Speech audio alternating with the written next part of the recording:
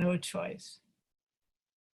Life had brought me to this moment of truth, and everything instilled in me had, without my knowing it, commanded, be strong. Make your life count for something. Again, that's from Barefoot by Unita Blackwell. Now, when I started out thinking about this service, I had something very specific in mind that has shifted and turned as events in the outside world have shifted and outrun my initial thinking.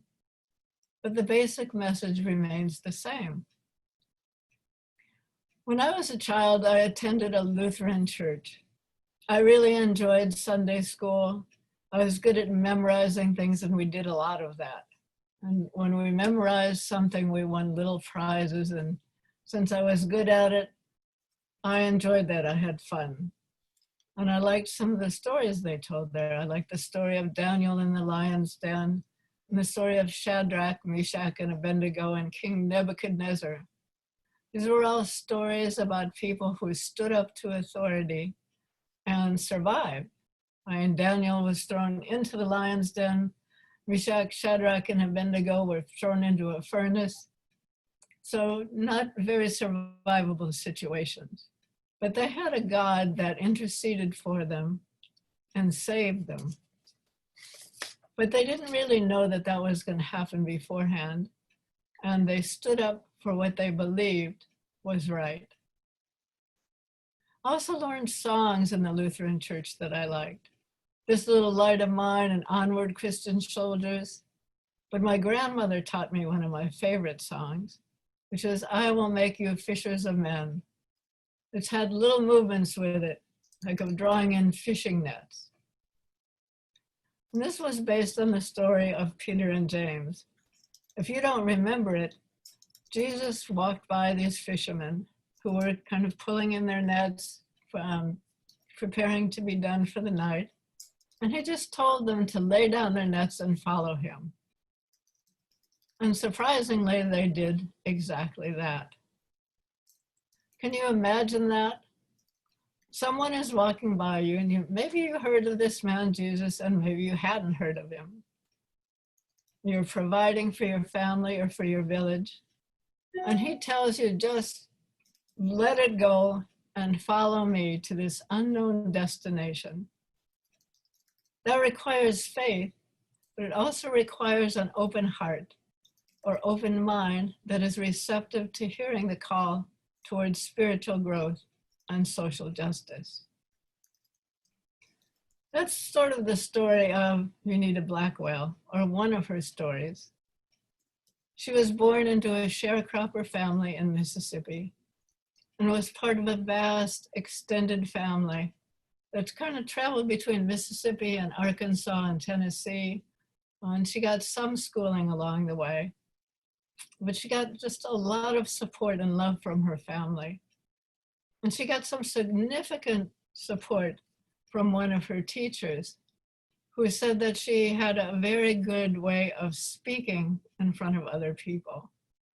So, and Unita talked in her book about how, in general, the darker skinned people were at the back of the classrooms and they were not chosen to do anything. And she was very, very dark. So she was surprised when this teacher chose her to speak before the school assemblies. And she began to gain confidence in her own voice. So she had support from her family and support from her teachers. And then as she grew older, she married a man named Jeremiah, who luckily was also supportive of her as an individual, a thinking person, although he still had the more traditional view of her as a helpmate for him, someone who was supportive. And she had a child named, Jeremiah Jr. And then one of the more significant events of her life occurred about 6 months after she had this child. Her husband had gone away on the riverboat and he was working. And she had some unspecified illness where she started hemorrhaging badly. And everybody assumed she was going to die. You know, her mother did, the doctors did, the nurses did. She was coming in and out of consciousness, and she heard her mother say, "My daughter is dying." And then vaguely she heard something like, her mother screaming, "My baby is dead." And that's all she remembered for a long time. Then she had one of those near-death experiences that you hear about, you know, sort of a typical experience, where she felt like she was traveling through this blue sky toward this great luminous light that she called the Shekinah glory, or the vision of God. And she wanted to keep going, but she started feeling, you know, this tug backward, like she was not able to escape.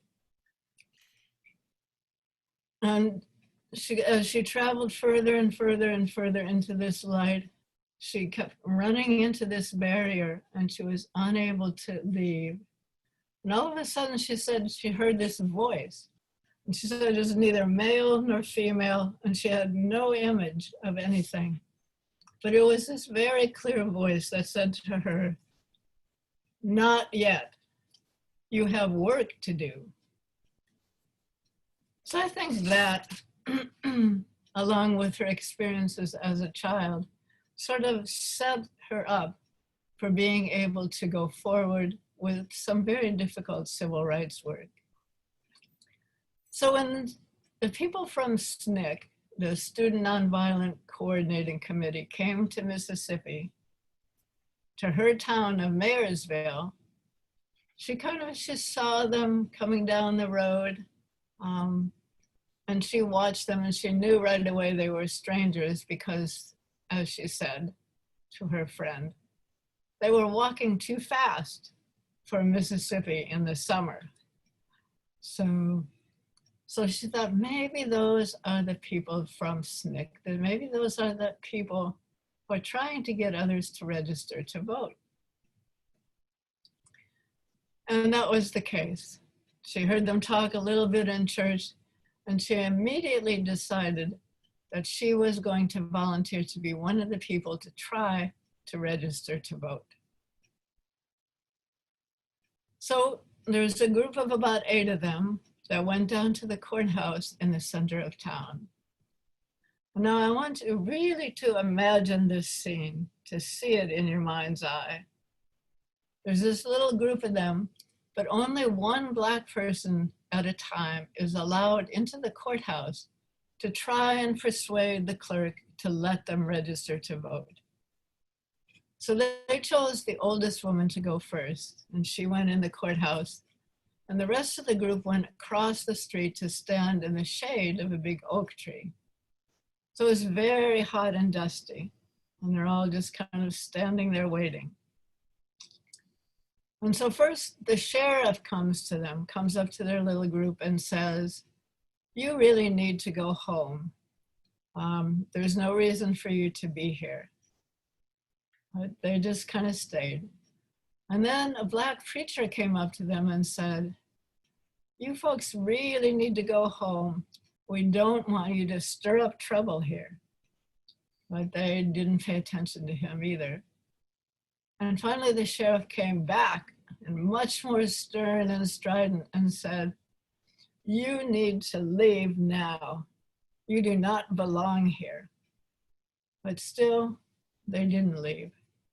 And in the meantime, all around this courthouse area, the men started arriving in pickup trucks. These were farmers, these were people that they even knew, you know, but they were all a lot of white men with gun racks, sort of gathering, parking, and some of them got out of their cars carrying their hunting rifles, and they walked across to this little group of Black people standing there under the shade of the tree.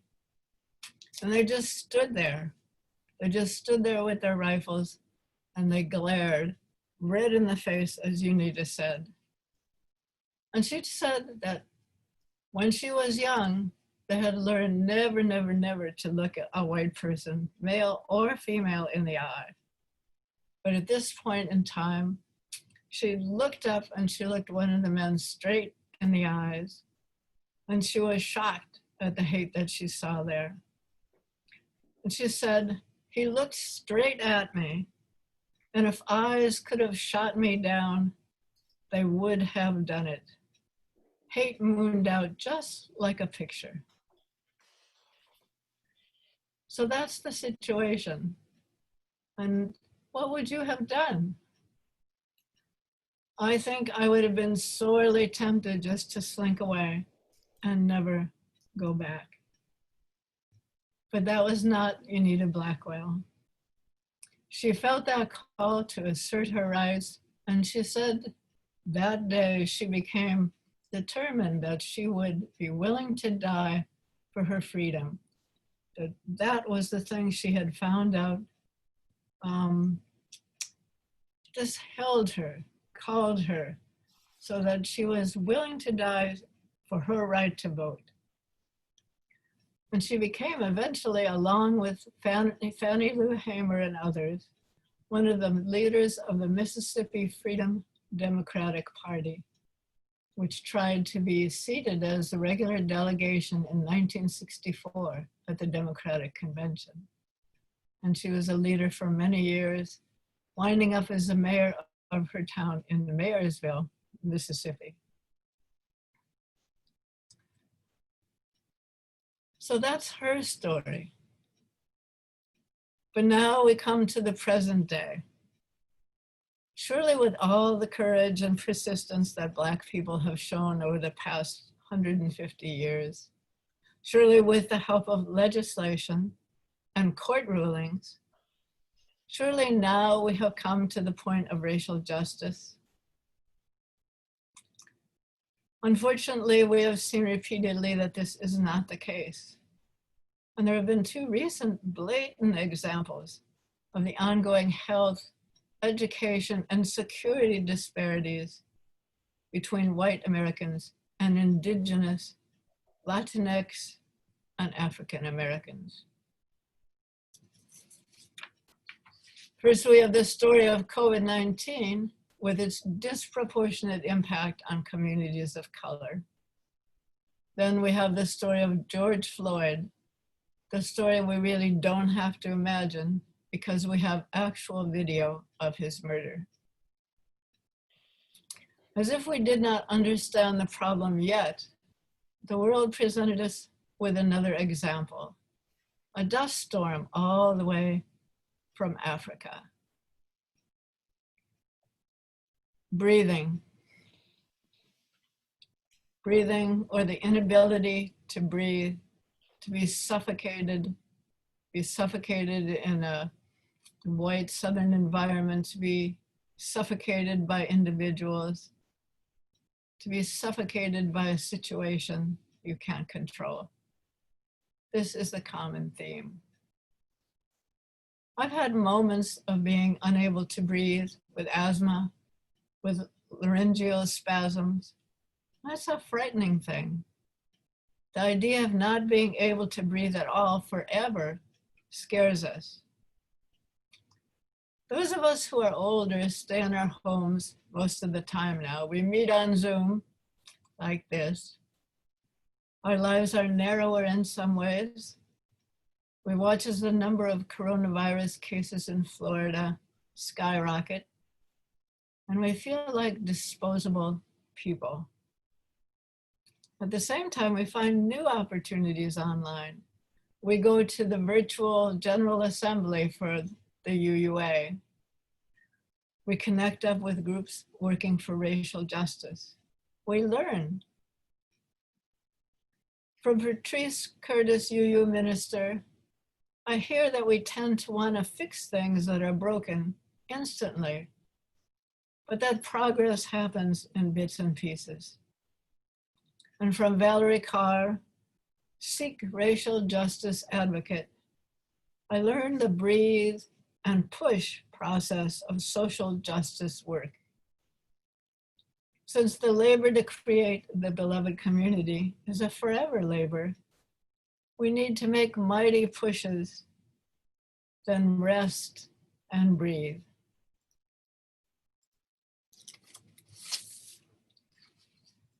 Now, one of the reasons I like the hymn Spirit of Life is because it kind of addresses that process.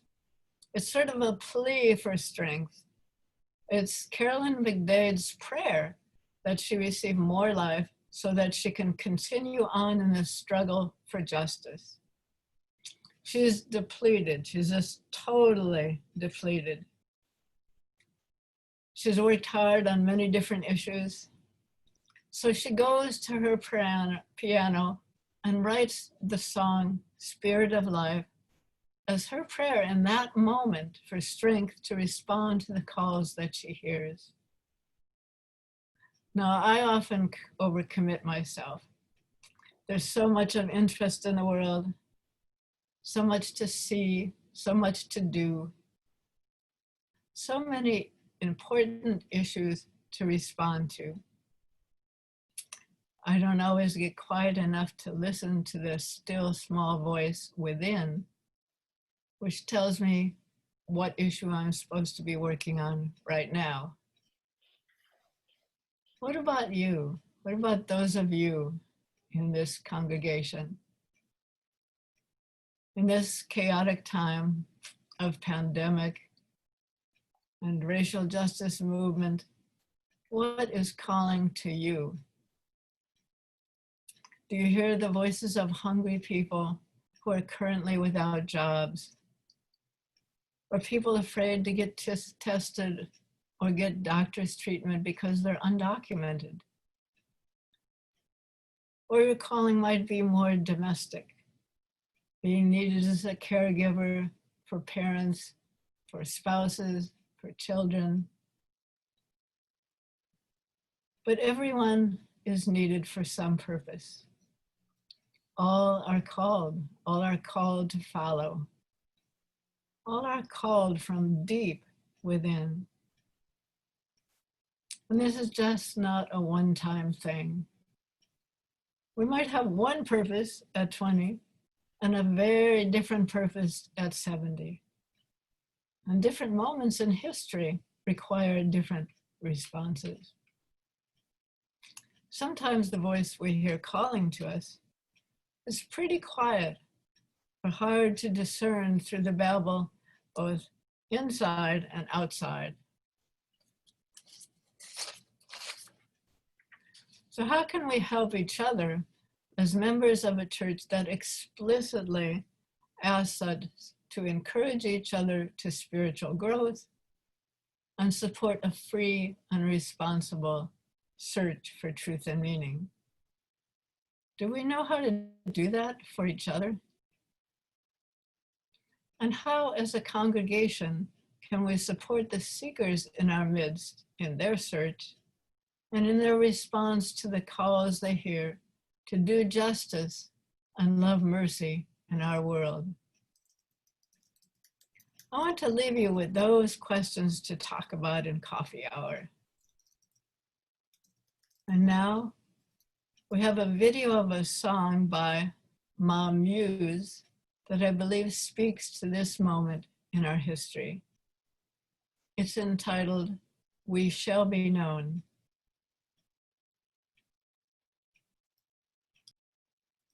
Thank you so much, Karen, for your wonderful sermon. Before we show the video, I just want to read a quote that I read in looking at your sermon and its topic. It's a little bit truncated, but it's from Chris Rock interview in Vulture magazine. We treat racism in this country like it's a style that America went through, like it's flared legs and lava lamps. Oh, that crazy thing we once did. We treat it like a fad instead of a disease that eradicates millions of people. You gotta get it to the lab, study it, see its origins, see what it's immune to, and what breaks it down. I hope everybody has a wonderful, safe 4th of July, and we celebrate any way we can, and that we continue to strive for independence for all people. Thank you, David and Tara, and let's go to the video.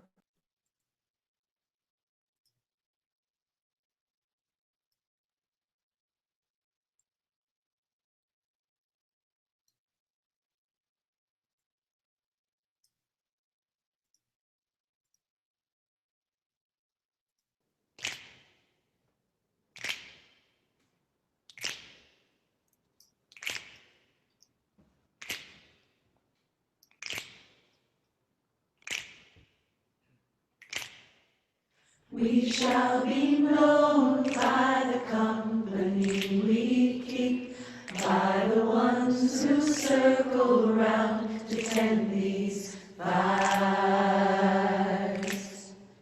We shall be known by the ones who sow and reap the seeds of change alive from deep within the earth. It is time now. It is time now that we cry. It is time we lead ourselves into the well. It is time now, and what a time to be alive in this great turning. We shall learn to lead in love. In this great turning, we shall learn to lead in love. We shall be known by the company we keep, by the ones who circle round to tend these fires. We shall be known by the ones who sow and reap the seeds of change alive from deep within the earth. It is time now. It is time now that we thrive. It is time we lead ourselves into the well. It is time now, and what a time to be alive in this great turning. We shall learn to lead in love. In this great turning, we shall learn to lead in love. In this great turning, we shall learn to lead in love. In this great turning, we shall learn to lead in love.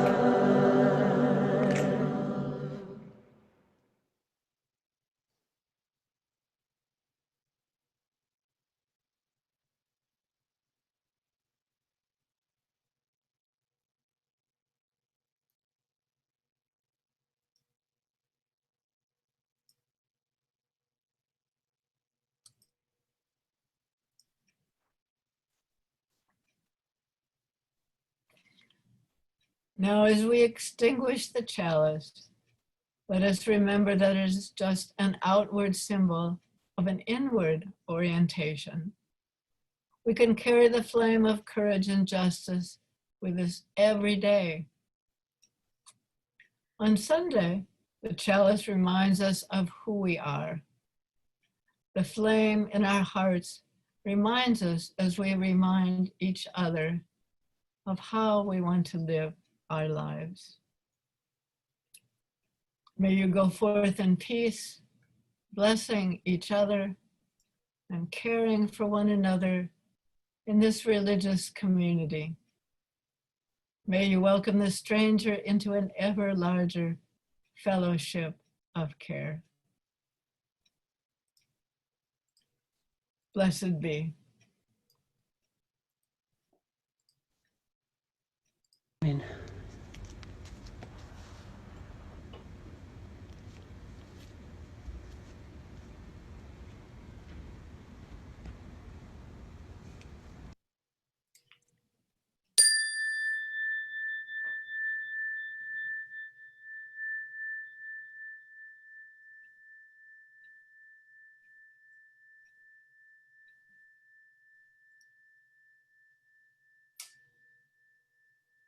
Thank you, Karen, for joining us this morning. Much to think about. And Linda for leading our service. As we go into our week, let's put on our calendars and remember to join together next Sunday on July 5th at 10:30. Whose America Is It Anyway? We'll be having Reverend Ken Herto return to our pulpit, and we shall have Suzanne Schluter be our worship leader. So we look forward to that. Everybody is assigned to their breakout rooms. Time to head over to Ministers Hall with your virtual coffee. Join a table. You're all assigned to tables. Sit down with each other, chat, catch up, discuss what happened today. So I shall now open up the breakout rooms, and I shall see you all in the future.